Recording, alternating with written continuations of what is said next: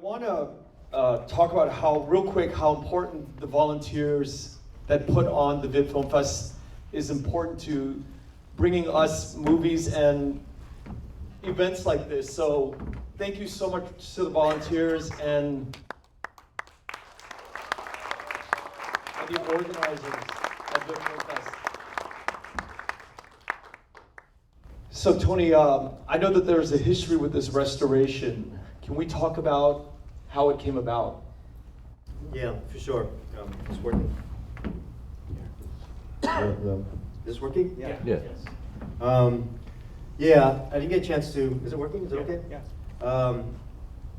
Yeah. So it's a really important question. So this film, was shot in 35 millimeter, only on celluloid, but it played its first round at Sundance, a bunch of other festivals. It played as a 35 millimeter print. But we were part of that era where we just missed it being digitized. So it was actually never digitized. In fact, the version that was on Amazon, we had nothing to do with it. It was sold to like a Asian company, I think in Korea. They did their own version, which was like really bad transfer and with bad subtitles, and we didn't oversee any of that. So that was the only way to see it, or some badly version was uploaded to YouTube. So for like 2 decades, there was really no way to see the film. And so it was all those things that we always wanted to do to get it digitized, to get it part of the streaming world. We're never able to do that because it's so expensive. And then just by luck, the universe came together. Sundance had its 40th anniversary this year, and they selected 10 films to represent the 40 years, and they reached out to me and picked 3 seasons as one of them. And that's put everything in motion. Actually, they reached out to me around this time last year. And so it was such a huge honor, and I was like, oh my God, but they won't play the film 35 millimeter, they would only play a DCP, and I didn't have a version of that.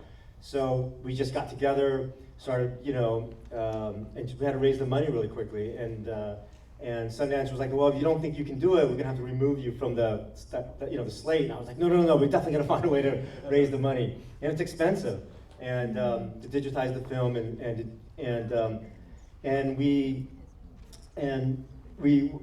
So I said to Sundance, yes, we would do it. We raised the money, even though I had no idea whether or not we could. We started the process with whatever money we had, and we went back to the negative. But the problem was when I called the lab to try to find the negative, no one can locate it. So it was like the scariest thing. For like 6 weeks, we had no idea where the film negative was, and I was freaking out. I was like, how in the world does the lab lose, the negative to this film? And for 6 weeks, no one could find it. And eventually, it took several very prominent producers who were big fans of the film to write letters in. And it made everyone at the lab look for it, and they finally found it. They found it in a vault, mislabeled, because so much time had passed. And but we did it. We got it. We went back to negative. We worked on every single frame, and we just it looks phenomenal. I'm really proud of the film. And I remember in December, the festival was in January this year. In December, they sent a festival rep to us to ask whether or not we would get it done in time. Because they were scared. They put it in the program, and it's not done. It's embarrassing for Sundance. And we were like, yeah, we'll definitely get it done. We were still at that point like $35,000 short, of raising the money. We're like, yeah, we're definitely gonna get it done. We finished it 4 days before Sundance started. What you just saw is the finished version. We did, we were able to meticulously work on every frame with the picture and the sound. So audio, everything has been, restored. So we're really proud of that. So I want to really get through this Q&A real quick to open it up to the audience. So have your questions ready. We can't let this go another second without asking about the Harvey Keitel wanting to be Vietnamese prompt earlier. So, Harvey Keitel, obviously in the 90s, was an icon. He helped create the careers of Quentin Tarantino, Reservoir Dogs, and Abel Ferrara, and all these amazing filmmakers, even back in the 70s with Scorsese, right? So, when Harvey Keitel basically, adds his name to a film, it guaranteed that your film would get financed. And I sent the script to him, we sent the script to him, not at all explaining which role, because there was only one role in there that, I assumed he would know which role would be right for him. And it was the most amazing thing. He contacted the producers and said, I want to meet Tony. I love the script. I want to be in the film. And I had just gotten out of film school, and I had Harvey Keitel on my wall, and I was like, oh my God, this is incredible. I flew to New York. I went to go meet with them. Cloud 9, so excited, so happy. The God of independent cinema wants to be in the film. And I remember very clearly, we sat down and he said, Tony, I love your script, and I know what role I want to play. I want to play the role of Teacher Dao, the leper poet. Oh no. So I went from this extreme high, and my heart sank. And I was like, you know, and I was like, how do I tell Harvey Keitel that he cannot, you know, be in this film?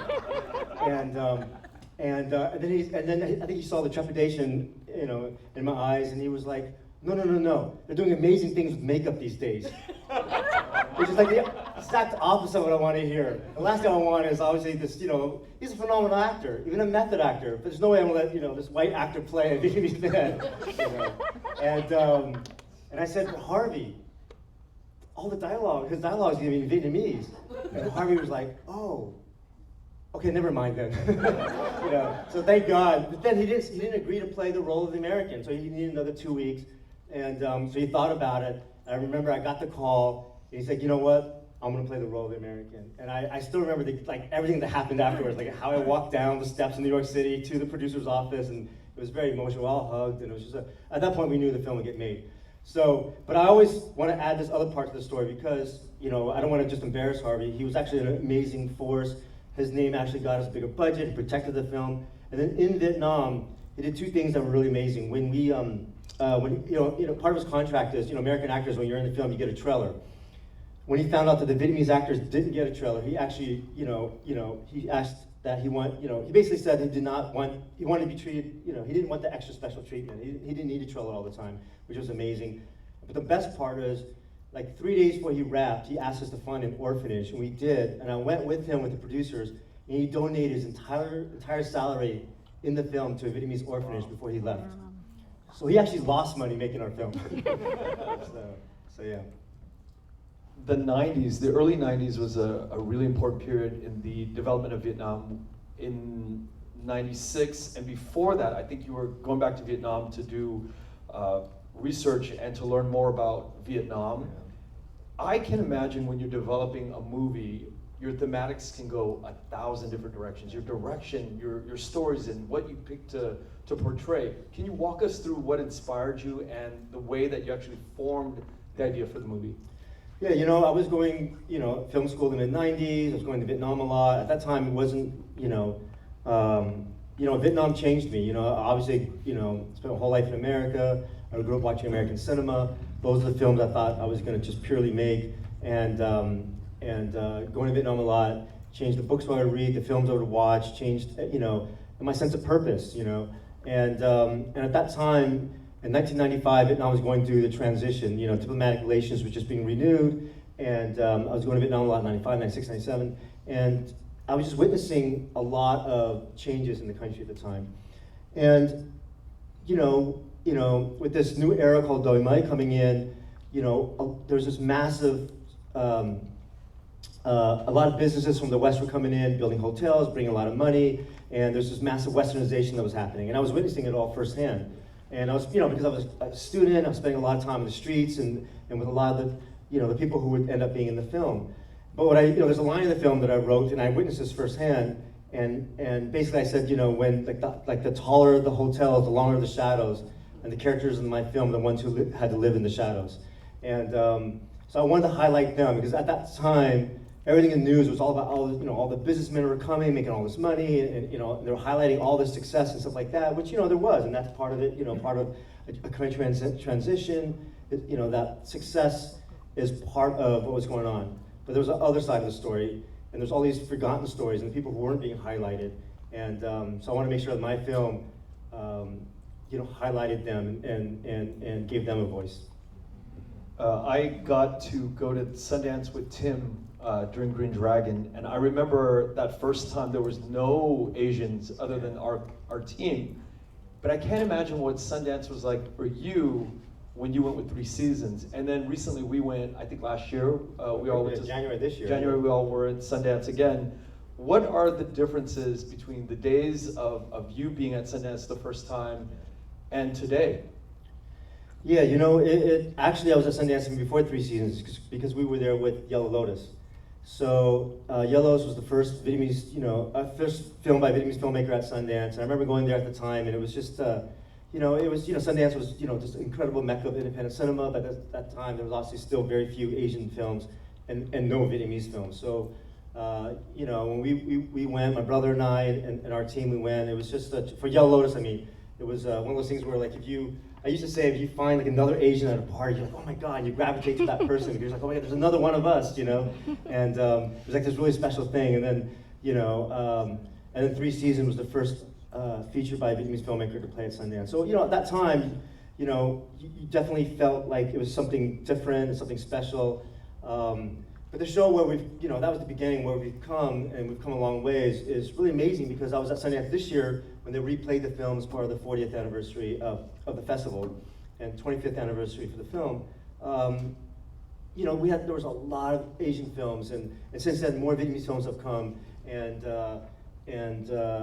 you know, we even have at Sundance now, it's called the Sunrise Collective, which is like this big home or building that housed a lot of Asian filmmakers that did not exist back when I was there. So, you know, to see the changes and see where, you know, Asian stories and Asian cinema, you know, and the impact it's made over the last 30 years. You know, it's, you know, they're incremental changes, but we'll take it. You know, they're changes and it's moving in the right direction.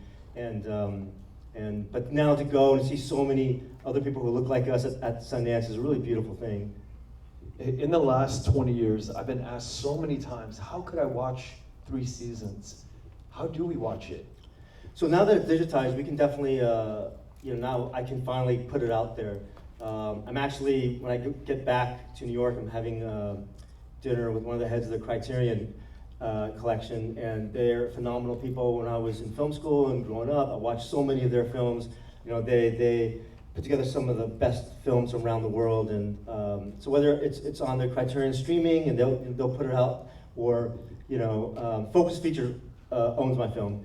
So Focus is an independent arm of Universal. So it's just trying to get them to either put it to, you know, either to a Netflix, Amazon. Personally, I like Criterion just because of the, I grew up watching those films, and there's just a phenomenal collection of cinema on the Criterion collection. So, it's, you know, just thankfully it's still doing its festival circuit and rounds. We played the Lincoln Center just 2 months ago. I just got back from the Smithsonian last weekend and played there.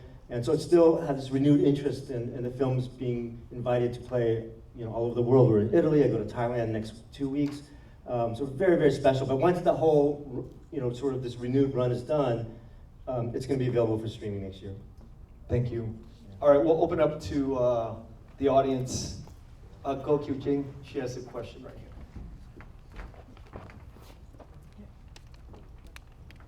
Hi, Tony. Congratulations. Thank you. I just want to say thank you so much for have done such a beautiful film. Thank you. So artistic, poetic, and at that time, you know, the photography shocked me with all the location beautiful. I just want to ask you, do you think of a sequel of 3 Seasons? You know, it's fascinating. You know, since this year and playing at different venues, I've had that question now. You know, this is like actually the 3rd or 4th time. Obviously, a film like this, I never thought about it as being a sequel. This is like a film that really captures a certain time and a place. You know, this was a film that was, you know, almost all the characters in here were characters that I spent time with, seen. Some of them are composite characters. Obviously, you know, the character of Teacher Dao, the leper poet, is a metaphor. But, you know, so the film really captures a moment. So obviously, this is not the kind of storytelling that lends itself to be a sequel. But, so not a direct sequel, but if you mean another story that captures the spirit of the times of Vietnam today, then sure, you know, it's sort of a cousin of this film rather than a direct sequel, for sure. I definitely, I mean, I have some other film stories I want to tell first, but there's, you know, a film that sort of talks about the people and you know, living in Saigon today, definitely, for the future, yeah. Real quick, can you talk about the next film that you might be working on now? Yeah, so, you know, the next film I'm going to make is about the very famous Napalm Girl photo, and Nick Oot's actually in the audience somewhere around here. Oh, there you are, Nick Oot, and who took the photo. And but you know, it's a film that, you know, for you don't know, the Napalm Girl photo is, you know, one of those famous photos of the 20th century. You know, something like 8 Pulitzer Prizes were given for journalism during the Vietnam War. Only one was given to a Vietnamese person, and that was Nick Ut. And the film had such an impact because it really sort of captured, so much of, what was going on with the war at that time. And so the film is going to sort of capture the 72 hours that leads up, the 24 hours before the photo, the day of the photo, and the day after the photo was taken, and sort of all the lives that intertwined because of that photo. And that photo still stands the test of time as one of the most important photos in history. All right, next person.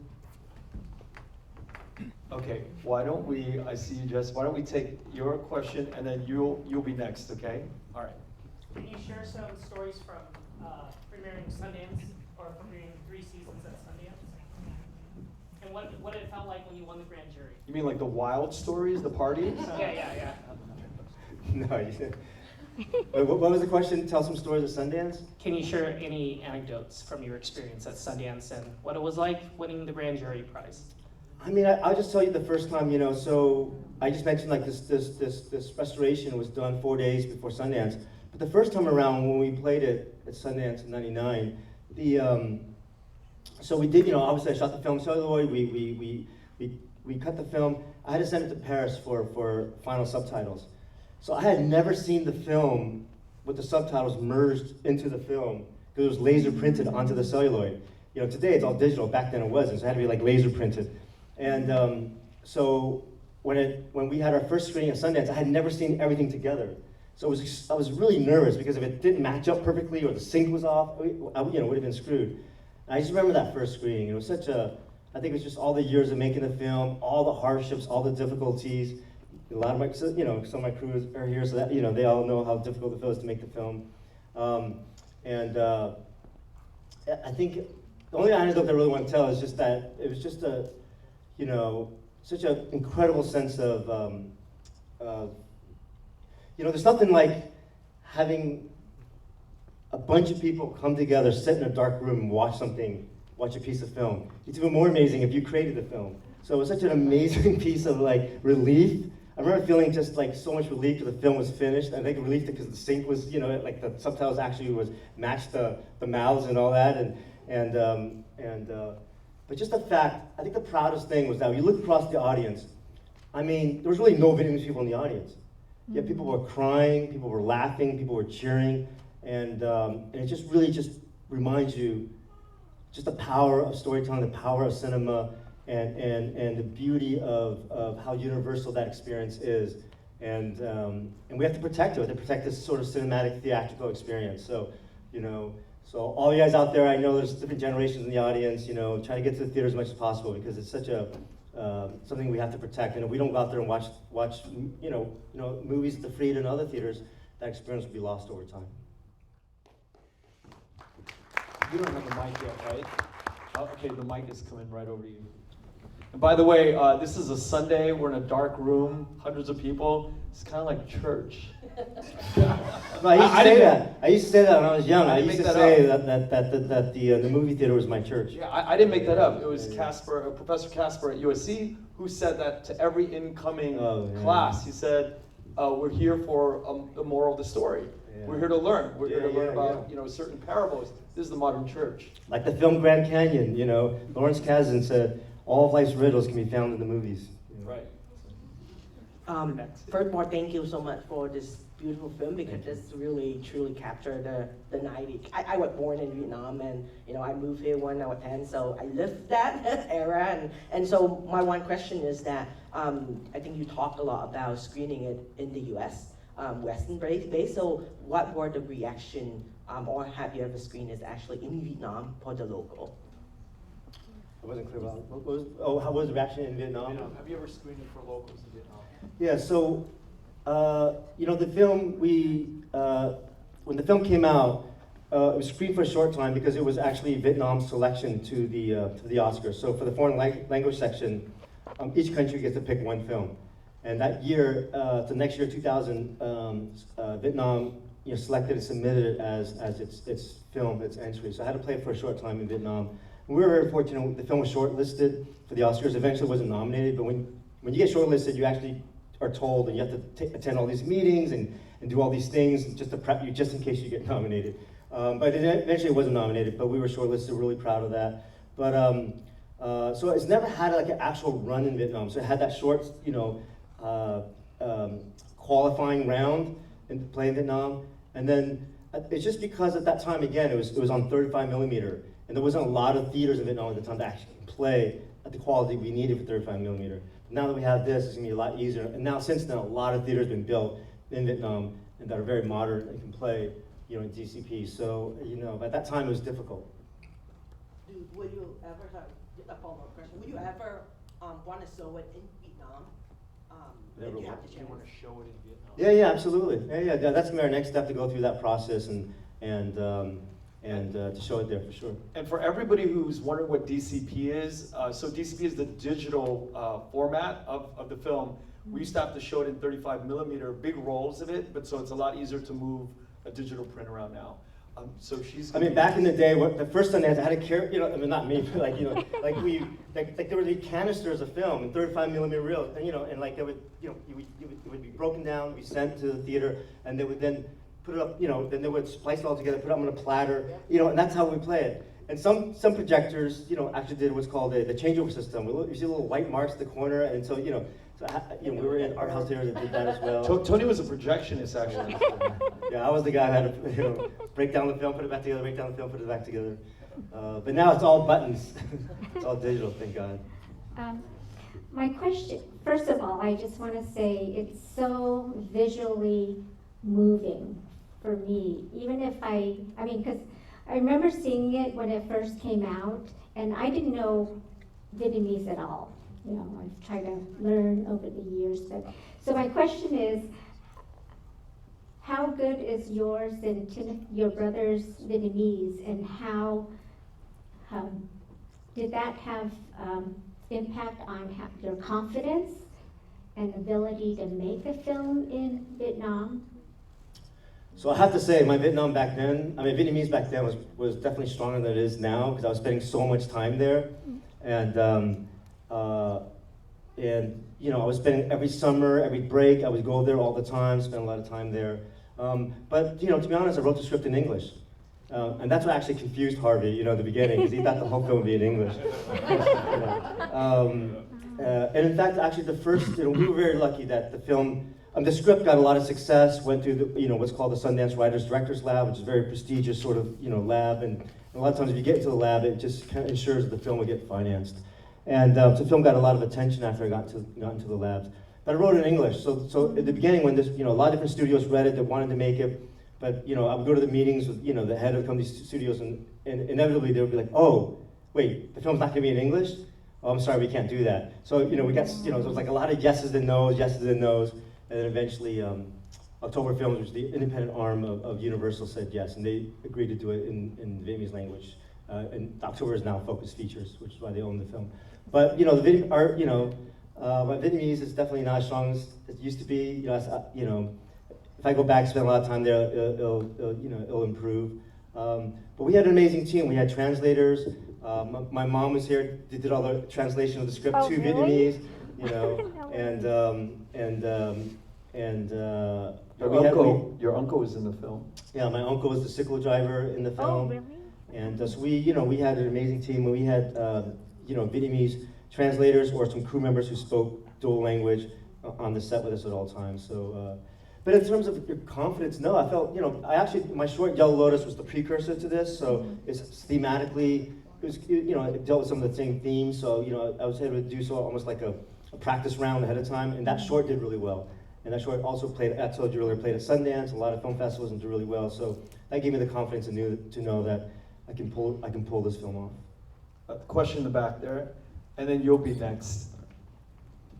I saw Jamie Maxstone Graham's name in the credits. Did he move out to Vietnam kind of during that period, or was he already living out there?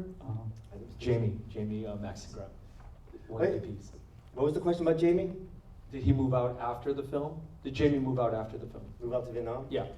Yeah. So he was living in Los Angeles. Jamie, you know, At an ostrich farm. Yes, exactly. But he was our second unit DP. Lisa Rinsler was our cinematographer. Jamie Maxstone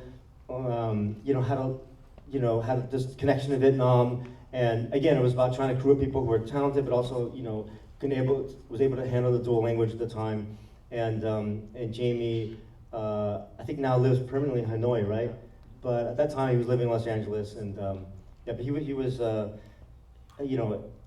very helpful. Again, because the infrastructure of Vietnam at that time was just, it's not like today. There's it's set up to make a lot more films now. Back then, it wasn't. So we were doing a lot of things for the first time, and we needed that second unit cinematographer there to help us get a lot of the shots. Yeah, and I think Jamie moved out to Hanoi 10 years after 3 seasons, I think. Yeah. He had an ostrich farm right out of LA that we all had parties at for a while there. Yeah. So you had a question? Yeah. Okay. I should probably know this, but I can't remember. Did you write? Sorry, it's Monica.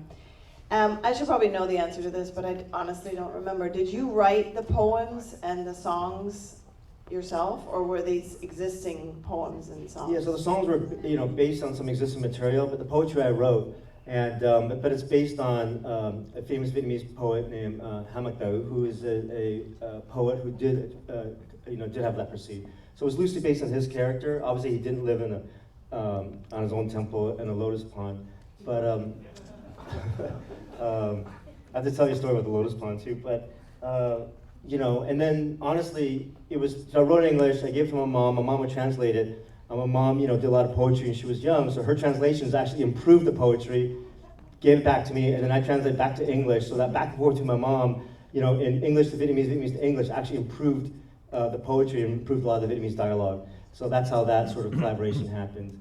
So it was definitely a collaborative effort. Okay, we're gonna take 2 more. Is that Quincy? And 1 more. Okay, that person right there. And then Good. So we'll take 3 more.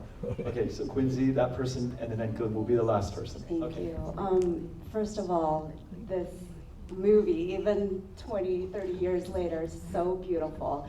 But my question to you is the 2 scenes that I am so floored about and seeing them again is the cyclo race and the movie theater scene with all these people in Vietnam and being a director. Tell us what it was like, first of all, to dream up those 2 scenes and then actually direct and shoot it. I'll tell you this, it's a lot easier to write it than to make it. So, even like the Lotus Lake, I remember several times, the crew would come up to me, my first assistant directors here, Julian Petrillo, they're probably like, I remember a Vietnamese crew member was like, are you sure you want a temple in the middle of a lake? Because that whole lake was created, we created that. Lotus Field, the temple, we built that entire temple in a soundstage and piece by piece brought it to the lake and put it into the lake. That didn't exist like that. And they were like, well, can't the temple just be off to the side? Can it be off to I was like, no, the whole metaphor of it has to be in the middle of this lake surrounded by his flowers, but he's imprisoned in his own, creation and all that kind of stuff. Same thing with the cyclo race. I knew I wanted to do something that felt different. Obviously cyclo race doesn't exist, but I wanted to sort of do something special with that and sort of create this moment of but again, it's one of those things where I think by going to Vietnam, so there's pros and cons. The con is there's no infrastructure, so there's a lot of, it's very difficult to do basic, simple stuff. But the pro is, because everything is new, a lot of people didn't know you shouldn't be doing this, So, we were able to do crazy stuff like the opening scene where the cyclo drivers going over that bridge. We actually blocked that bridge, during rush hour, and it was like, you can never do that, today. In Vietnam probably, or imagine trying to block some massive bridge in New York City or something, just like we can shoot during the day. It'd cost either a lot of money or it'd be impossible. But we did, and the cyclo race scene, we went to a nearby town, and we basically got a bunch of cyclo drivers together and a bunch of extras, and we shot multiple cameras, and we created a race basically. It was one of those things where, again, on paper, it reads really cool, and you have to do it. You're like, oh, damn, how do you do this? It's super complicated to pull off with all those extras and all those shots and all those angles and all that kind of stuff. And I honestly, I don't know how we did it. I'm sure maybe Julian knows. I think I blanked a lot of it, blocked a lot of it out of my memory, because, but it was such a But I think the thing is, whether it's that or the movie theater scene was just, honestly, that was something, I had to put that in there because, again, I was a projectionist for 4 years. I grew up watching all kinds of cinema, and I'm a big fan of Cinema Paradiso. So that was like my nod to Cinema Paradiso, which is filmed by Giuseppe Tornatore, and it's like a beautiful Italian filmmaker, which is his love note to cinema. And there was a scene where I wanted to make sure like the kid had a moment of being a child, right? So he's basically running around selling these trinkets, to Westerners, but then the very thing that gives him livelihood is lost. So sort of symbolic in what was going on in Vietnam and Vietnam's relationship to America at the time. And so he, his character sort of represents that, But, but I wanted, this really harsh life and all that. But I wanted to give a moment of just of him being a child, and so then that scene came to me, and so I said, I wanted to do something that also would get a nod to cinema. So I was like, oh, what if he like accidentally goes into the back of a cinema house and starts playing and accidentally falls through the screen? And so, again, something that sounds really cool on paper, but then you're like, oh my God, how do we actually do that in real life now? But we had an amazing team, and again, at that time, shooting Vietnam was like the wild, wild west, right? Like, it's like you don't know, you can't do something, so everyone just got together and did it. Can I get the person, the lady in the back? That was, who was it? Right there, yeah. Hi, I'm from Vietnam, and I really like the movie. I see a lot of like popular actors and actresses. So I'm just wondering, how did you do casting, and were they well known before the movie? Oh, how you casting was the last part of the question? Yeah. The casting process was a long process. We met with a lot of actors. Sometimes I jokingly say that if there was a sequel, maybe not a sequel, but the B side of this movie would be actually the casting process, because it was incredibly emotional. Again, at that time, it was like, we put out casting calls, and we were this American production. It was a co-production, but we're coming from America. It was financed out of America, and we put like ads up, and we would get so many people who would come to our casting call, and they were coming by train, by boat, by bus from all over Vietnam. Just so that, sometimes we would interview them, and they would come for 2-3 days, so that they can sit in front of us for like 2 minutes for like a quick little interview, or to do a little, do a little piece for us.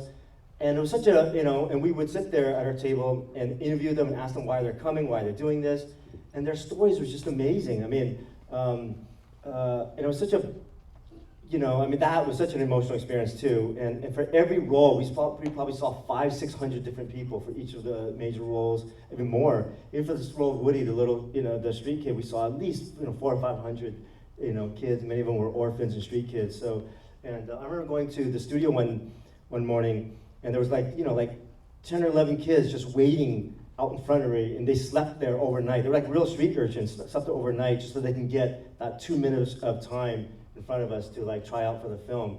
And the reason, as we were going on, we found out, they all said why, was they saw this as like their golden ticket. It was like a Willy Wonka moment where like they were all hoping that they can be in this one Western production that would change their lives around. So we were getting so many people from all over the country coming, and each one had just this amazing story as well. So like just that in itself could have been its own film. But for the major roles, we cast a couple of well-known actors. Don Yu, the cyclo driver, was a well-known actor at the time. And Ngọc Hiệp, who played the lotus picker, was very well-known. So, there was a few professional actors, but then the rest were actually just, first-time actors or real people, being in their first film. And Ku, you have the last question. Oh, thank you. Tony, I told you I would try my best to make this showing, and I'm so glad I did, because you actually bring me tears at the end. I can't believe it. It's not because of Teacher Dao died or whatever, but it's just how, I can't believe how beautiful it is that I didn't remember. And especially, I'd like to know, like, how young were you, did you leave Vietnam? Because you showed a lot of beautiful things, simple things that mọi người Việt Nam nghèo chơi, giống như là chơi đá banh trong mưa, or thả cái thuyền nhỏ on the, on the water stream against the Coke bottle, stuff like that. And just can I have a second part? What's your beautiful relationship with the lotus flower? What's my what relationship? Yeah, relationship. Oh. You know, because I think a lot of these scenes and a lot of the moments of the film came from, you know, me witnessing and seeing a lot of these things. And I think it was because I was young, a student, going to Vietnam a lot, and I was hanging out with, you know, I wasn't hanging out inside the hotels. I was, you know, I was with my uncle, you know, he's an artist, and then when he was off making a film, he would just send me to hang out with his friends. So I was like, you know, on motorbikes, just going around with them, and we would just spend a lot of time on the streets and the alleys. So the people who would populate my film were the people we saw, you know, all day, you know, day in and day out, spent time with. And the soccer scene, I saw many, you know, times, and that, you know, anyone who's Vietnamese knows that, you know, these kids playing soccer in the rain, and then that's like their soccer field. And then a car would go by, they all just know on cue to stop, move to the side. The car would go by, and then just you know, and the game would start again. And this is very common in Vietnam. And but a lot of the dialogue was, you know, was dialogue that I heard. I kept a notebook in all my travels and wrote it down. And so a lot of the lines of the film were actual lines that I heard from the people at that time. So I think just because I was young, broke, and have a lot of money, my experience of you know, spending time with you know, the people who would be in the film, you know, it was a very special time, and ended up, you know, I just realized that these are the people I wanted to give voice to and highlight, and knew that it was something that, you know, wasn't common for their stories to be told. So I thought, you know, as a filmmaker and a storyteller, it was important for me to do so. And to answer your second question of the lotus, you know, so, you know, so much of, you know, I'm going to give away a little bit of the peeling back of the magic of filmmaking, but that people, you know, after we finished the film, you know, there have been people who said, oh, you know, can we go and visit that lotus field? We want to see where that temple is and all that kind of stuff. And I was like, I have to break it to you, but we actually created that entire, you know, lotus field in that pond. And so a couple things, you know, again, it's easy to write, much harder to make it. So I wrote it as white lotuses for, you know, different reasons, for the symbolism of it. White lotuses, you know, is hard to grow in that region in the south of Vietnam. So we found a lake that we wanted, that had the right depth and stuff like that. We actually planted a lot of lotus flowers like 3 months before shooting, with the hope that, you know, and we would schedule our filmmaking so that we shot all the stuff with the lotus lake and the temple and all that last, so to give it time for the flowers to grow. And that's exactly what happened. We shot all the other scenes. 3 months goes by. You know, we get there, and a lot of these lotus, you know, flowers had started to grow and start to bloom. But then what we didn't anticipate, or we should have, but we didn't, was that you can't shoot with real flowers because they actually die. They start to wilt. Like, you bump into them, they die. They don't grow evenly. So, you know, with film, you need that consistency. You want that look. You know, it has to be even. So the irony is, you know, one of the themes of the story is the fact that this lotus picker, and with her, it's about tradition, holding on to tradition during this time in Vietnam, Westernization.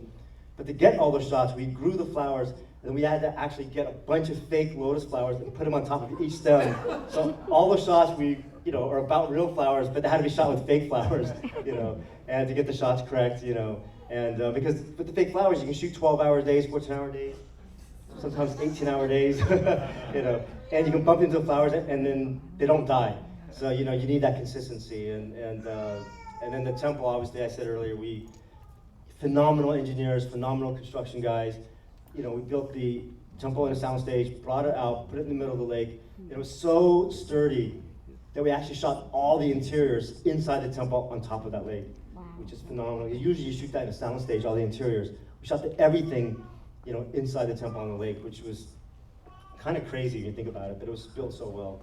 Again, you know, thinking back, I don't know why we even, you know, attempted to do something like that. It sounds absurd, but we did. And again, I think I think it was the time in Vietnam where, you know, you didn't know you could not do it, so you went ahead and did it, you know. So we were, you know, we had a young crew. We were kind of fearless and a little crazy and maybe a little bit dumb, and somehow we got the film made. I want to end on this this note that next year is the 50th anniversary of the fall of Saigon, and there's a movie that you produced and your brother directed called The Green Dragon. And I'm going to put it out there to the Viet Film Festival organizers. I hope that the Sunday closing, we can see Green Dragon here, and then we'll have Tim Bui up here to talk about directing that film, writing that film, and having you produce that movie for the 50th year. Can we do that next year? Because it's an amazing movie. Yep. Yeah. Thank you guys. Thank you everybody. Thank you.